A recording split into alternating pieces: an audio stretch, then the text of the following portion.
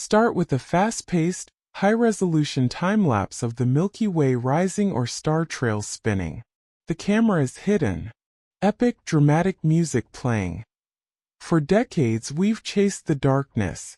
We've endured frozen nights, fought against noise, and struggled for every last photon. We've needed specialized, modified cameras until now. This is the Sony A7V, the camera that promises to be the new benchmark. But for the dedicated night sky chaser, is this the camera that changes everything for astrophotography? We've heard the rumors. A new BSI sensor, the powerful Bion's XR processor, and whispers of dramatically improved cooling technology, directly addressing the thermal noise that plagues long exposures. But specs on paper mean nothing under the cold, harsh light of a billion stars. We're here to put it through the ultimate test.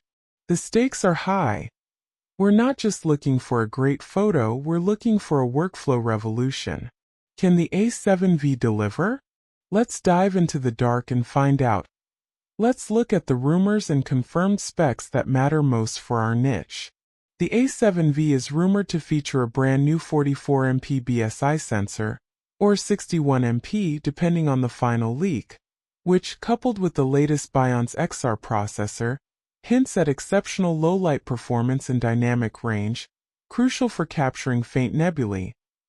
Crucially, there's talk of improved cooling technology, possibly an internal fan or a dramatically redesigned heatsink, directly addressing the thermal noise issue that plagues long exposures on mirrorless cameras.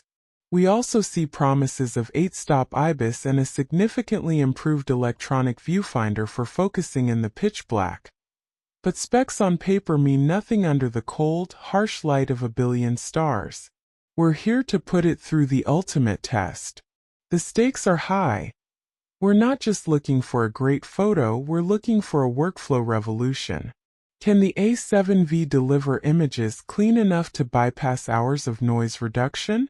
Can it keep its cool for a 5-hour deep sky stack? We're about to find out. The ultimate dark sky gauntlet. Setup and initial impressions. We've got the A7V, the benchmark camera, a modified A7 IV or a competitor like the Canon R6/Nikon Z6, a solid star tracker, and a couple of our best fast lenses. The setup begins. Visual. Detailed shots of attaching the lens, mounting the camera to the tracker, and polar alignment process. The improved grip is welcome in the cold, but let's talk nighttime usability.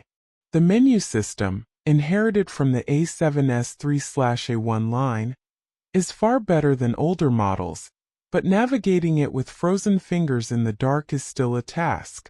The crucial win here is the articulating screen. A huge advantage for setting up near the horizon. But the live view for focus is where Sony needs to shine. They've promised a huge boost in gain for bright monitoring. Let's see it. Focus acquired. Now for the moment of truth. Our first light capture. A quick 30-second single exposure of the core. Wow. Okay, immediate reaction. The star color is punchy and natural, right out of the gate. And look at the noise profile. This is a 30-second shot at ISO 6400, and it is remarkably clean. The factor? Let's zoom in on the star centers. We need to see if the notorious Star Eater algorithm is still at play, even on this new generation sensor. Sparkles raw power. Deep sky and Milky Way performance. A7V stacked image of Andromeda, M31. Right. Benchmark camera stacked image of M31. Both processed identically. This is the core test. Deep sky objects demand the absolute best in noise management and faint detail retrieval. Zoom in on a dark, dusty lane in M31 on both images. Use a red circle to highlight the area of voiceover. At high ISO, say ISO 3200 or 6400, the A7 versus new sensor geometry is paying dividends. The read noise seems to be suppressed beautifully, giving us a higher signal-to-noise ratio (SNR) right from the raw file. This means less aggressive noise reduction in post, preserving faint dust and gaseous structures. Transition to a comparison of the Orion Nebula, M42. Highlight the detail in the trapezium and the faint outer nebulosity, but the star detail is where it truly shines. Even with a high megapixel count, the star centers remain tighter, showing less bloat than the benchmark camera. This is likely a combination of the improved sensor and the efficiency of the new Bion's XR image processing pipeline. Stunning wide-field Milky Way shot with a clear, well-exposed foreground astrolandscape. Moving to wide-field astrolandscape. This is a dynamic range challenge. Can the sensor simultaneously capture the brilliant core of the Milky Way and the deep shadows of the foreground without crushing either? Visual. Show the raw histogram of the image. We push the shadows of a foreground mountain in post-processing. A typical move for astrolandscape. The A7V held up. We see excellent detail retrieved with minimal color shift and very manageable shadow noise. The 14-stop plus dynamic range is genuinely usable for a single exposure astrolandscape, minimizing the need for complex blending techniques. The sensor's ability to render tiny, sharp star points right to the edge of the frame, even with fast glass wide open, is a huge win. This indicates superb microlens design and sensor flatness, practicality and heat management. Visual. Close-up of the camera shooting under an external battery pack plugged into the USB-C port. Long sessions kill batteries and generate heat. How did the A7V fare? Battery life with the new Z battery is decent, but for an all-nighter, the USB-C charging capability is essential and flawless. More importantly, heat management. A thermal camera shot, if possible, or an overlay showing temperature data logging over a 2-hour period. Voiceover. After 2 hours of continuous 30-second exposures, the A7V maintained a significantly lower internal temperature than its predecessor. This rumored internal cooling, or simply better thermal design, means fewer hot pixels and a more consistent dark frame for calibration, simplifying our lives in post.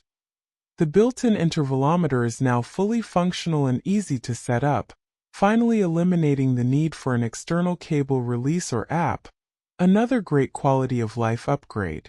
Workflow and innovation. The post-processing workflow for an A7V astrophoto is subtly but profoundly different. Because the raw files are so clean, we can skip one or two of the more aggressive noise reduction steps. This saves time and, more importantly, preserves real detail. The cleaner base data results in a faster, more pleasurable editing experience. And finally, innovation.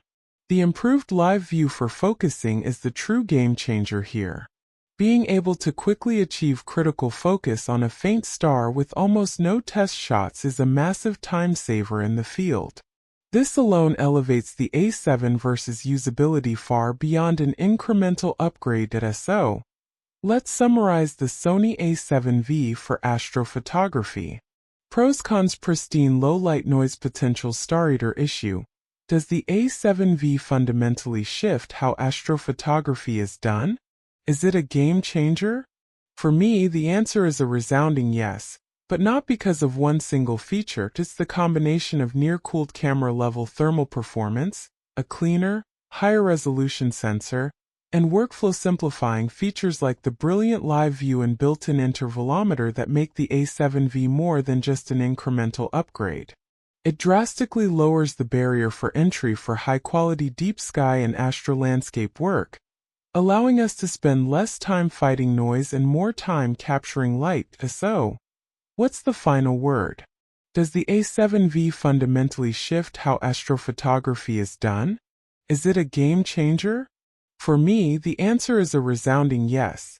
It's the combination of near-cooled camera-level thermal performance, a cleaner, higher-resolution sensor, and workflow-simplifying features like the brilliant live view and built-in intervalometer that make the A7V truly shine. It drastically lowers the barrier for high-quality astro work, allowing us to spend less time fighting noise and more time capturing light. What are your thoughts on the Sony A7V's potential? Are you planning to upgrade, or sticking with your current camera? Let me know in the comments below. If you want to see a full comparison against the Canon R6 III or a dedicated cooled Astro camera, hit that subscribe button. Thanks for watching and keep looking up.